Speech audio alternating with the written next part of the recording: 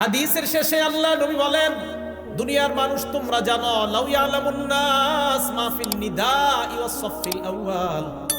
মানুষ যদি জানতো প্রথম কাতারে নামাজ পড়ার কি উপকারিতা,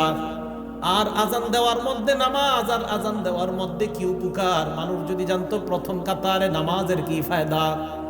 আজানের কি ফায়দা, সুম্মা লাম ইয়াজিদু ইল্লা আইয়াস্তাহিমু আলাইহি লাস্তাহামু আলাইহি,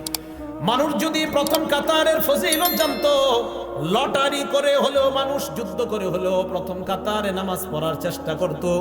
আর যদি আজানের ফজিলত জানতো, লটারি করে হলেও নিজের নাম লিস্টের মধ্যে এনে মুসলমান আজান দেওয়ার চেষ্টা করত।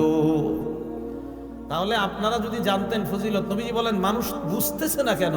যে প্রথম কাতারের ফজিলত, আজানের কি পরিমাণ ফজিলত, এগুলা মানুষ খুব মুয়াজ্জিনের অপেক্ষায় থাকে। আমাদের সকলকে আল্লাহ সহি শুদ্ধভাবে আজান শিখে এই আজানের আমল যেন আমরা করে আল্লাহর কাছ থেকে এই ফজিলত অর্জন করতে পারি, আল্লাহ তৌফিক দান করেন।